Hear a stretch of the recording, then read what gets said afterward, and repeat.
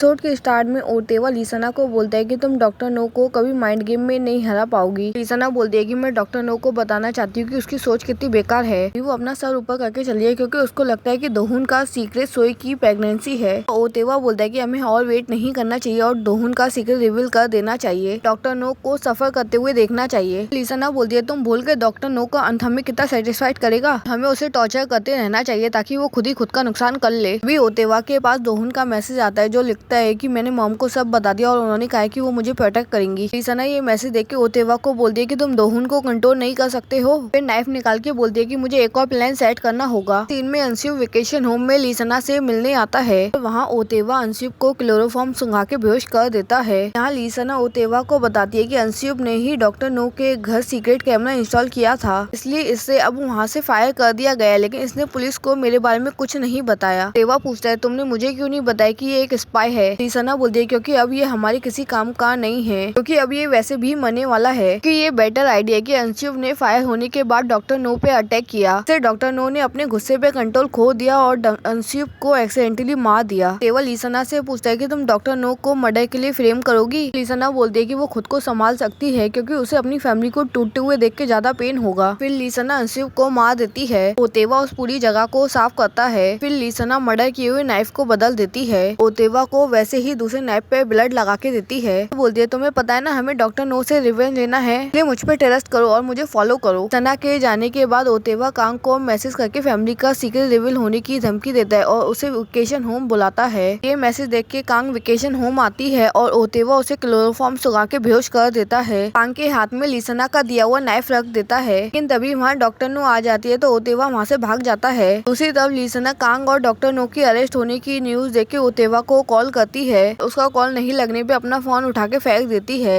Scene में लिसाना ओतेवा के घर जाके अंशुप के मर्डर के एविडेंस प्लांट करती है और फिर पुलिस को कॉल करके एविडेंस के बारे में बताती है। पुलिस जब ओतेवा के घर पहुंचे तो पुलिस को अंशुप के मर्डर के सारे सबूत मिलते हैं और नाइफ भी मिलता है जिससे अंशुप का मर्डर हुआ था। यहाँ गोकुंते डॉक्टर नो को कॉल करके बताते हैं कि ये घर ओतेवा का है। उससे आपको लगता है ओतेवा लिसाना को जानता होगा। डॉक्टर नो बताती है कि ओतेवा ही मुंतिया है, दोहुन का ट्यूटर। गोकुंते बोलता है ओतेवा भाग गया लेकिन मैं जल्दी उसे पकड़ लूंगा। डॉक्टर नो बोलती है कि उसकी जरूरत नहीं है क्योंकि मैंने उसे पकड़ने का इंतजाम कर लिया है। दिखाते हैं जब ओतेवा बस में जा रहा होता है तो ओतेवा के पास दोहुन का मैसेज आता है। तो मैसेज में लिखता है कि तुम सही थे मॉम, मुझे कभी नहीं समझेंगी इसलिए आके मुझे बचा लो। तो देख के ओतेवा बस से उतर जाता है और डॉक्टर नो के घर चला जाता है। हाँ, डॉक्टर नो ओतेवा को बोलती है कि तुम ओजियून के ट्विन ब्रदर ओतेवा हो जो एक फेक आइडेंटिटी के साथ यहाँ आए थे। पूछते है कि तुम लिसाना को कब से जानते हो। पूछते है कि उस दिन वेकेशन होम में तुमने ही कांग को बेहोश किया। ओतेवा पूछता है आपके पास कोई प्रूफ है ये मैंने किया है। और डॉक्टर नो पूछते कि 16 साल पहले जो हुआ तुमने ये सब कुछ उसकी वजह से किया। तो ये सुन के ओतेवा डॉक्टर नो की फैमिली फोटो तोड़ देता है और एक कांच का टुकड़ा उठा के डॉक्टर नो की तरफ भरने लगता है। लेकिन जेजिन आके ओतेवा को धक्का देता है और फिर इनकी फाइट होती है। लेकिन ओतेवा जेजिन पे भारी पड़ रहा होता है और ओतेवा जेजिन का गला दबाने लगता है। लेकिन पुलिस के सायरन की आवाज सुन के ओतेवा भागने लगता है। लेकिन गेट पे ओतेवा योंगमिन और संजय से टकरा जाता है। ये लोग ओतेवा को रोकने की कोशिश करते हैं लेकिन ओतेवा इन पे भी भारी पड़ता है और फिर योंगमिन, संजय और जेजिन तीनों मिलकर ओतेवा को पकड़ लेते हैं और पुलिस आके ओतेवा को अरेस्ट कर लेती है। स्टेशन में गोकुंते डॉक्टर नो को बताते कि ओतेवा कुछ नहीं बोल रहा, लेकिन अंशुप के मर्डर से रिलेटेड सारी चीजें मिल गई हैं, इसलिए अब ओतेवा ज्यादा टाइम तक बच नहीं पाएगा। बताता है कि अब कांग जेल से फ्री हो सकती है लेकिन अभी तक उनका नाम पूरी तरीके से क्लियर नहीं हुआ है। डॉक्टर नो गोकुंते से ओतेवा के ट्विन ब्रदर के बारे में पूछती है तो गोकुंते बताता है कि ओतेवा की पूरी फैमिली पहले ही खत्म हो चुकी है। डॉक्टर नो बोलती है कि यही रीजन है जो ओतेवा और लिसाना को जोड़ता है। इसके बाद डॉक्टर नो अंदर जाके ओतेवा से बात करती है और पूछते है तुम्हें लगता है मेरी वजह से तुम्हारी फैमिली टूट गई। तो ओतेवा पूछता है कि तुमने वो क्यों किया। और डॉक्टर नो बोलती है मुझे लगा तुम्हारे पेरेंट्स के बीच में प्रॉब्लम्स है, मैंने तुम्हारी मॉम को बताया कि तुम्हारे भाई के लिए क्या करना सही होगा। तो ओतेवा बोलता है कि मैं हर रात सोचता हूँ अगर तुम वो बातें नहीं बोलती तो क्या होता। फिर पास्ट का सीन दिखाते हैं जहाँ ओतेवा के फादर बहुत ड्रिंक करके घर आए होते हैं, जिसे देख के ओतेवा और उसका भाई बहुत डर रहे होते हैं। तो मॉम आकर फादर को ये सब कुछ करने से रोकती है और बोलती है डॉक्टर नो ने कहा सब कुछ तुम्हारा फॉल्ट है। तो सुन के ओतेवा के फादर उसकी मॉम को मारने लगते हैं और यहाँ ओतेवा और उसका भाई बहुत डरे हुए होते हैं। उसी रात ओतेवा की मॉम नाइफ लेके अपने हस्बैंड को मारने जाती है और ऐसा करते हुए उन्हें ओतेवा देख लेता है, डरकर अपने रूम में चला जाता है। फिर वही नाइफ लेकर ओतेवा के फादर अपने बच्चों के रूम में आते हैं, जिन्हें देख के ओतेवा रूम से भाग जाता है और नीचे देखता है कि उसकी मॉम की बॉडी पड़ी है और उसके डैड ने उसकी मॉम को मार दिया होता है। प्रेजेंट में ओतेवा डॉक्टर नो को बोलता है अगर उस दिन तुमने मॉम को वो सब नहीं कहा होता तो मॉम कभी डैड को मारने की कोशिश नहीं करती, तो मेरी फैमिली कभी खत्म नहीं होती। मैं तुम्हें भी यही फील कराना चाहता था कि फैमिली के बर्बाद होने में कैसा फील होता है। डॉक्टर नो बोलती है तुम जिस पेन की बात कर रहे हो वो पेन मैं कभी नहीं समझूंगी। ये बोलना वो सब मेरी वजह से हुआ ये बोलना गलत है कि मैं आज भी वही एडवाइस दूंगी। ओतेवा बोलता है तुम्हें लगता है तुम हमेशा सही होती हो, लेकिन तुम्हें नहीं पता कि मैंने किस टाइप के पेन के साथ डील की है। यही रीजन है कि हम तुम्हें डिस्टर्ब करना चाहते हैं। डॉक्टर नो बताती है लीसना ने अंशुप के मर्डर के एविडेंस तुम्हारे घर प्लांट किए हैं और इसका मतलब उसने तुम्हें छोड़ दिया। ओतेवा बोलता है कि ये सच नहीं है। उसी तरफ ओतेवा के अरेस्ट होने के बाद कांग को फ्री कर दिया जाता है और यहाँ जेजिन कांग को पिक करने के लिए आता है और बताता है कि बचपन में मैंने आपकी और डैड की बातें सुनी थी। हाँ, डैड ने आपको कहा था कि मैं आपका रियल सन नहीं हूँ। तो कांग पूछते है तुमने मुझे इतने सालों तक कुछ क्यों नहीं बताया? क्योंकि मैं नहीं चाहता था कि आप मुझे छोड़ दो और मैं हमेशा आपका बेटा बन के रहना चाहता था। यहाँ कांग और जेजिन के बीच में सब कुछ ठीक हो जाता है। घर पर सब कांग के आने से बहुत खुश होते हैं और फिर साथ में डिनर करते हैं।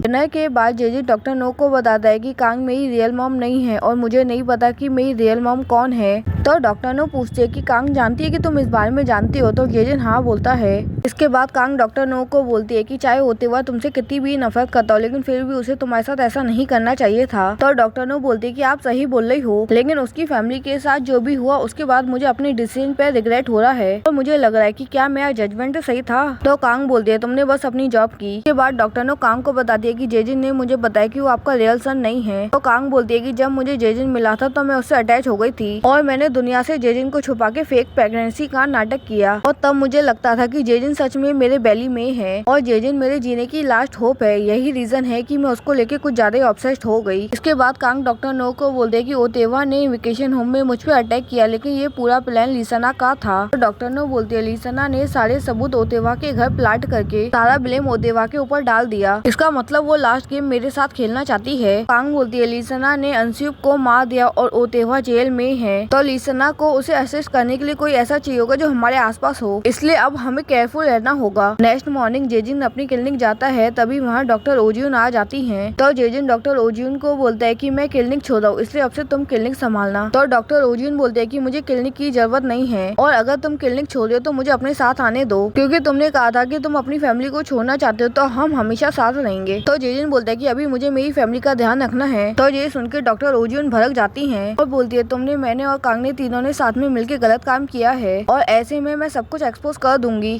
तो जेजिन बोलता है तुम सही बोली हो, वो सब कुछ गलत था और अगर तुम सब कुछ एक्सपोज करना चाहती हो तो कर सकती हो। और जेजिन के जाते ही वहाँ लीसना आ जाती है, जिसे देख के डॉक्टर ओजियून डर जाती है और नाइफ उठा लेती है। तो लीसना बताती है कि मैंने जेजिन को अप्रोच इसलिए किया था ताकि मैं डॉक्टर नो से बदला ले सकूं। बोलती है कि प्रॉब्लम हम नहीं, कांग और डॉक्टर नो है और उन लोगों ने तुम्हारा यूज किया और तुम्हारी की गई सर्जरी का क्रेडिट जेजिन ने ले लिया। तुम कभी उनके लिए इम्पोर्टेंट नहीं थी और अब तुम्हें खुद को फ्री करना चाहिए और तुम सबको ये बता सकती हो कि कांग ने तुम्हारे साथ क्या किया, जिससे कांग की फैमिली बर्बाद हो जाएगी और जेजिन तुम्हारे पास आ जाएगा। इसके बाद दिखाते हैं कि डॉक्टर ओजियून ने जेजिन को एक्सपोज कर दिया होता है और सर्जरी रूम की फुटेज भी मीडिया को दे दी होती है। और जब रिपोर्टर डॉक्टर ओजियून से पूछते हैं कि तुमने ये सब कुछ क्यों किया, तो डॉक्टर ओजियून बोलती है कि कांग ने बचपन से ही मेरा ब्रेन वॉश किया था और उन्होंने मेरा खर्च उठा के मुझे मेडिकल स्कूल भेजा ताकि वो जेजिन को डॉक्टर बना सके और उसके बदले मैं सर्जरी करूं। और मुझे ये सब कुछ हमेशा गलत लगता था, लेकिन कांग ने मुझे फैमिली के नाम पे चुप करा दिया था और उन्होंने मेरी ऑर्फन होने की वीकनेस को यूज करके मुझे कंट्रोल किया। इस न्यूज के बाद डोहुन डॉक्टर नो और जेजिन से पूछता है ये सच है और बोलता है कि मुझे मेरे डैड पे प्राउड था लेकिन अब मुझे शर्म आ रही है। तो जेजिन बोलता है मुझे पता है कि तुम मुझसे बहुत डिसअपॉइंट हुए हो और बताता है कि मुझे ब्लड से बहुत डर लगता है और इसलिए मैं कभी डॉक्टर नहीं बन सकता हूँ और ये मेरा फॉल्ट है। तो दोहुन बोलता है कि आप कुछ और कर लेते। तभी वहाँ कांग आ जाती है और दोहुन को बताती है कि जेजिन को डॉक्टर मैंने बनाया और डॉक्टर ओजियून से जेजिन की सर्जरी कराई और ये सब कुछ मेरा फॉल्ट है और मैं इसकी रिस्पॉन्सिबिलिटी लूंगी। तो दोहुन बोलता है कि मैं चाहता हूँ कि डैड इसकी रिस्पॉन्सिबिलिटी ले और ये बोल के दोहुन वहाँ से चला जाता है। दोहुन के जाने के बाद कांग बोलती है कि ये मेरा फॉल्ट है तो मैं सब कुछ हैंडल कर लूंगी। तो जेजिन बोलता है कि आपने वो सब कुछ मेरे लिए किया था इसलिए इसे मैं ही हैंडल करूंगा। दूसरी तरफ मैनेजर डॉक्टर नो को कॉल करके बताती है कि मीडिया को इन्फॉर्म किया गया है कि हम डॉक्टर ओजियून की न्यूज से रिलेटेड आज शाम को 6 बजे एक प्रेस कॉन्फ्रेंस करेंगे और बताते हैं कि मुझे अभी एक पार्सल मिला है जिसमें भेजने वाले की डिटेल नहीं है। तो डॉक्टर नो मैनेजर को बोल के वो पार्सल घर मंगवाती है। घर पर जब डॉक्टर नो उस पार्सल को खोलती है तो उसमें एक पपेट और एक लेटर होता है जिसमें लिखा होता है कि मैं एक पाखंडी हूँ और मैं लोगों को ऐसे एडवाइस देती हूँ जैसे वो बहुत ईजी हो, लेकिन मैं अपनी फैमिली प्रॉब्लम छुपाती हूँ और डॉक्टर ओजियून ने जो भी कहा वो सच था। और यहाँ लीसना ने ये लेटर इसलिए भेजा होता है ताकि डॉक्टर नो इस लेटर को प्रेस कॉन्फ्रेंस में पढ़े। तो कांग बोलती है इससे बुरा क्या होगा कि डॉक्टर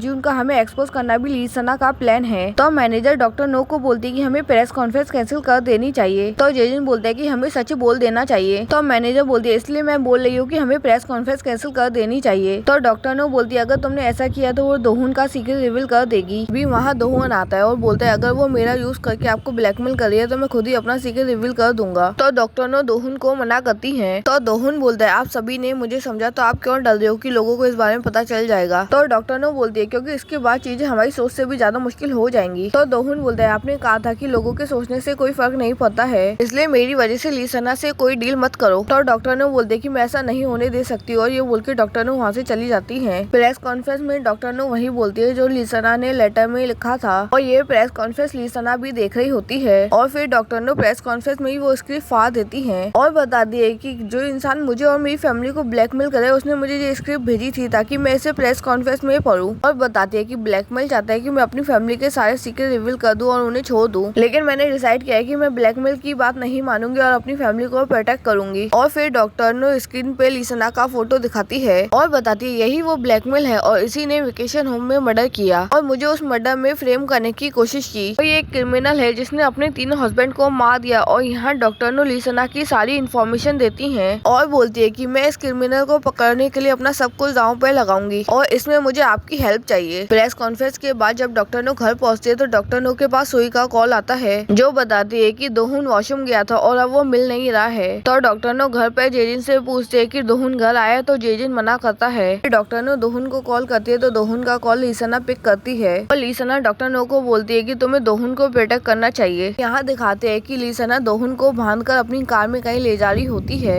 और फोन पे डॉक्टर नो बोलती है अगर दोहुन को कुछ हुआ तो मैं तुम्हें मार दूंगी। और ये एपिसोड यहीं खत्म हो जाता है।